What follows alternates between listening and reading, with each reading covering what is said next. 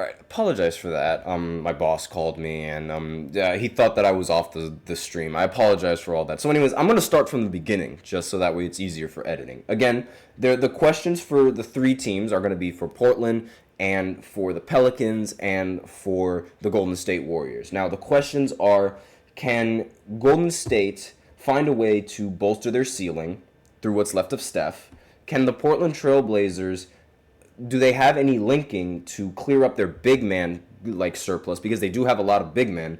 And are the Pelicans willing to add a starting big man to their roster, because they still don't have a legitimate big man on the roster? And those are the problems that each of those teams respectively face going into this season. So the trade idea is going to be constructed like this, according to Bleacher Report. Brandon Ingram gets sent to Golden State, and along with Jeremiah Robinson Earl, that totals up to $38.2 million in cap space that they both take up. The Pelicans would in turn get DeAndre Ayton, who's also $34 million, Moses Moody, who's $5.8 million, and Golden State's 2025 first rounder, which is projected to be a top 8. Next, Portland Trailblazers would receive Andrew Wiggins, $26.3 million the year, and Gary Payton II, $9.1 million. And this is a pretty straightforward trade as far as three-team shenanigans go, but there is still a lot to unpack. So the Bleacher Report article continues and saying that Golden State would receive Brandon Ingram, as the Golden State Warriors would end up giving up Moses Moody, Gary Payton, Andrew Wiggins, and a 2025 first-round pick. The Warriors, they do need a second scorer. That's one thing that they still don't have. Now, Kuminga could be a solid second option, but I do think that a scorer is desperately needed for this kind of team. So, with the acquisition of Ingram, Golden State firmly believe that Kuminga would not be a good fit long term, but one worth playing a lot of money next year, like one worth paying a boatloads of money next summer, when he'll be eligible for a 4-year max $207 million contract, which is a big reason why a lot of people are expecting Brandon Ingram to get traded. The prospective price tag shouldn't scare Warriors. They have to worry about paying the extension eligible Jonathan Kuminga, but they theoretically offset most of Ingram's first year salary in his next deal by getting rid of Wiggins, and as well as getting rid of Moody as well.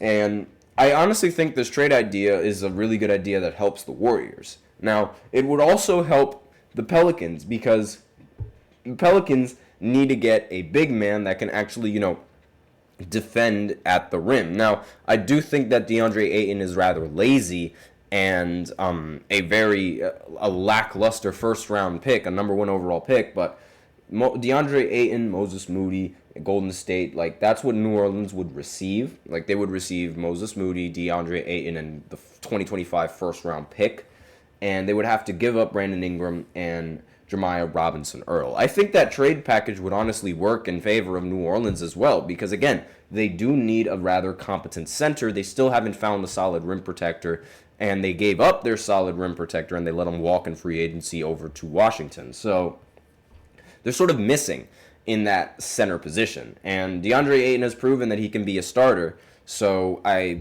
do think that and honestly, since the Portland Trail Blazers, they also ended up drafting UConn's starting center from last year that ended up winning the championship, the NCAA championship, back-to-back, by the way.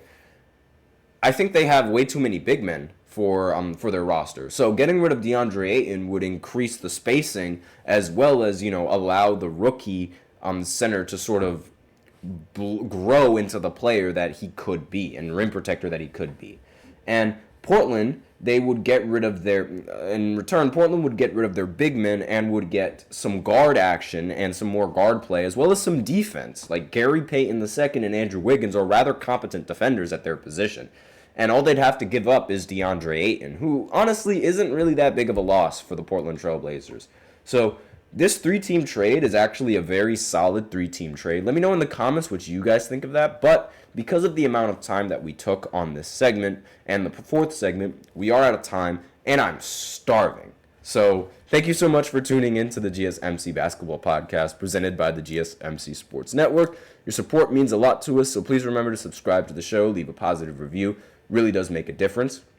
We also invite you to follow us on Facebook, Twitter, TikTok, and Instagram for more content and updates.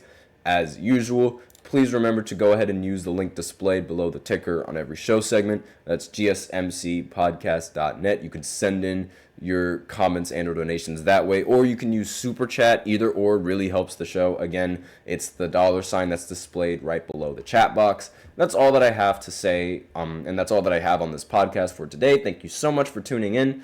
I am your host, Nelson, and as always, take care. Let's hope that the Giants can come out with this win against the Cowboys, but we'll find out. Stay tuned.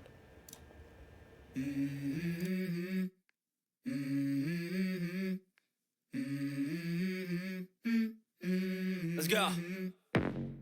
I wake up to a little bit of drool on my pillow, feel like it's gonna be a bad day. Yeah, I'm tired of shit, and the coffee ain't hit yet. Damn, ain't that great. I don't wanna go to